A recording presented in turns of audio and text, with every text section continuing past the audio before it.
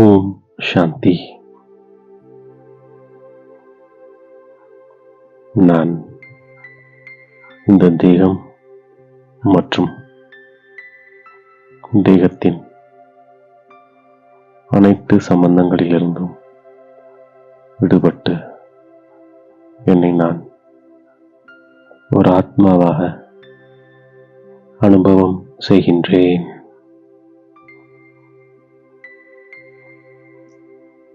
நான் இன்றைய நாளை சக்திசாலியாக ஆக்குவதற்காக பாப்தாதா கொடுத்த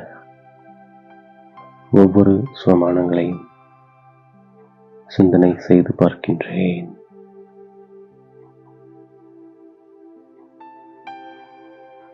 நான் உண்மையிலும் உண்மையான சத்தியமான தந்தையிடமிருந்து சத்தியமான கதையை கேட்டு நரனிலிருந்து நாராயணனாக ஆகின்ற ஆத்மா.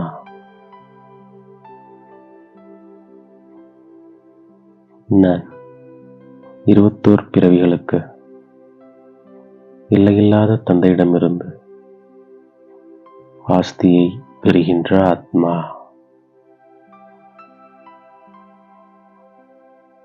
நான் தேகத்தின் அனைத்து சம்பந்தங்களையும் மறந்து தந்தை மற்றும் ராஜ்யத்தை நினைவு செய்கின்ற ஆத்மா.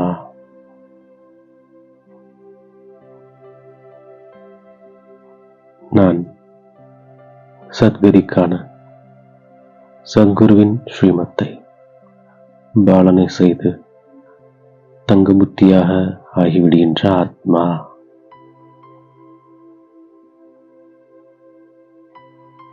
நான் பாரதவாசியாக இருக்கின்ற ஆத்மா.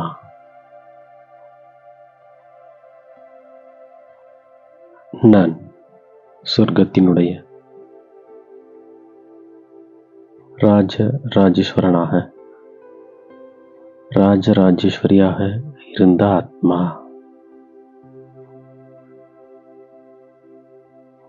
தந்தை கல்ப கல்பமாக சங்கமத்தில் வருகின்றார்.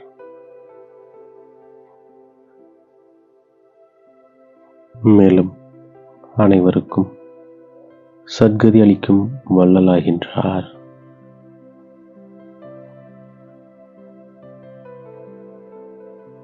நான் ஆதி சனாத்தன தேவி தேவதா தர்மத்தினராக இருந்த ஆத்மா.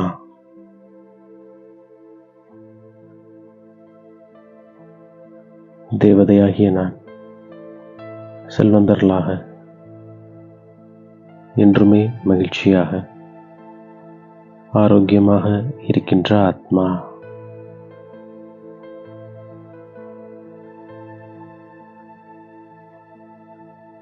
நான்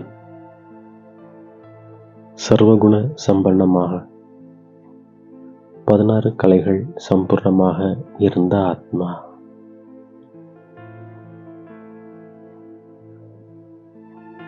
நான் இது எல்லையில்லாத நாடகம் என்று புரிந்திருக்கின்ற ஆத்மா.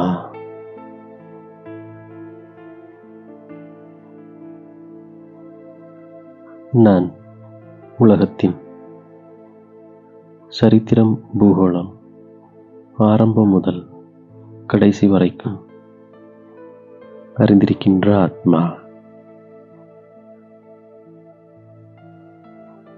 உண்மையான தந்தை உண்மையான கண்டத்தை ஸ்தாபனை செய்கின்றார்.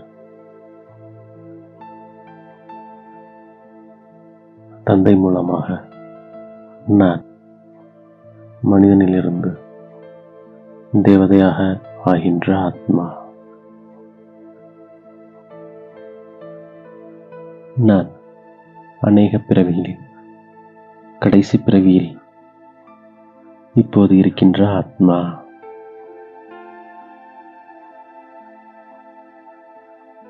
நான் தந்தை மூலம் பாவனமாகி சொர்க்கத்தின் அதிபதியாக ஆகின்ற ஆத்மா.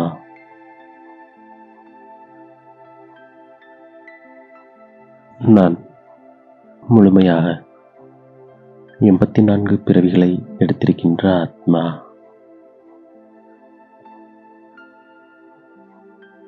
நான் 21 பிறவிகளுக்கு எல்லையில்லாத தந்தையிடமிருந்து ஆஸ்தியை பெறுவதற்காக வந்திருக்கின்ற ஆத்மா.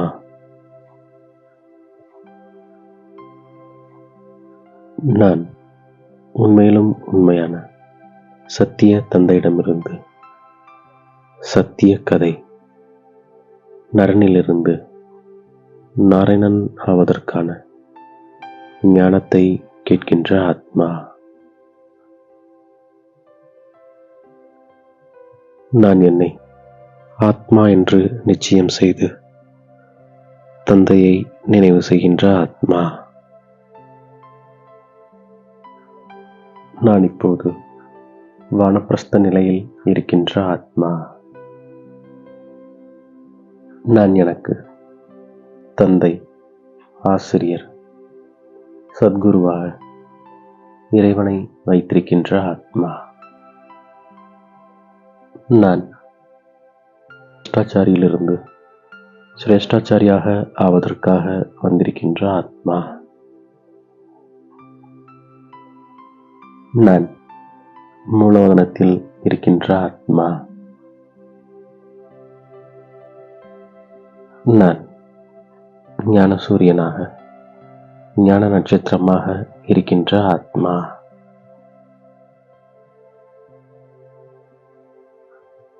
நான் இந்த கடைசி 84வது பிறவியில் நல்ல கர்மங்களை மட்டும் செய்கின்ற ஆத்மா.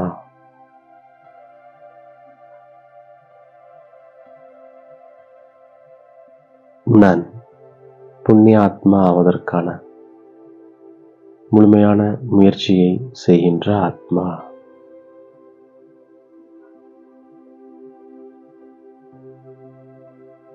நான் முழுமையாக தூய்மையாகின்ற ஆத்மா.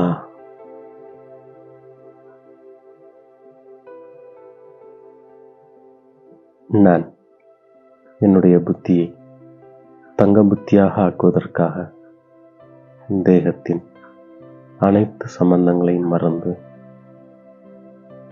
ஆத்ம உணர்வுடையவனாக ஆவதற்கான அபியாசம் செய்கின்ற ஆத்மா.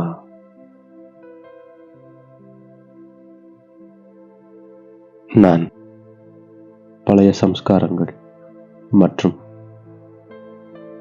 தடைகளிலிருந்து விடுதலை பெற்றுவிடக்கூடிய எப்பொழுதும் சக்திகளில் நிறைந்திருக்கும் ஆத்மா.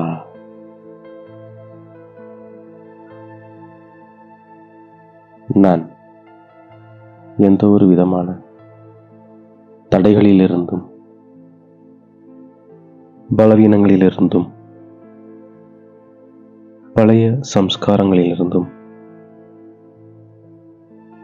விடுதலை பெறுவதற்காக அலங்கரிக்கப்பட்ட ரூபமாக ஆகிவிடுகின்ற ஆத்மா.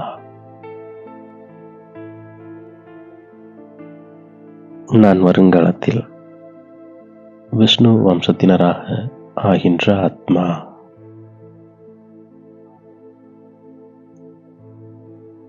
நான் பழைய உலகம், பழைய பொருட்கள், மனிதர்களிடமிருந்து சுலபமாக ஒதுங்கிவிடுகின்ற ஆத்மா.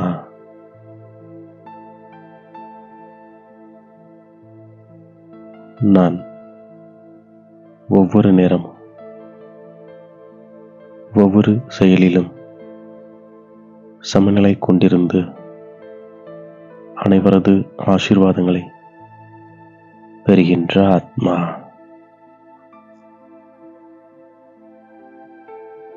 நான் ஒவ்வொருவரின் விசேஷத்தன்மையை பார்க்கின்ற ஆத்மா.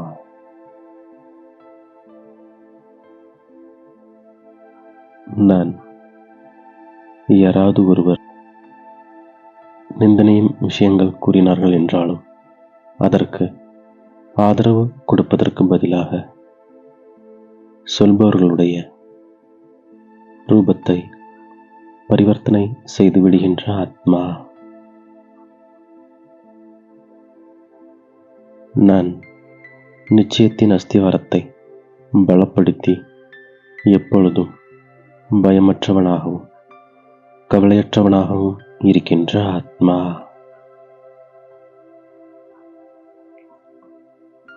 இவ்வாறாக இன்று பாப்தாதா கொடுத்த ஒவ்வொரு சோமானங்களையும் நான் புத்தியின் மூலம் ஒவ்வொரு காரியத்திற்கேற்ப பயன்படுத்தி வெற்றி மூர்த்தியாக ஆகின்றேன்.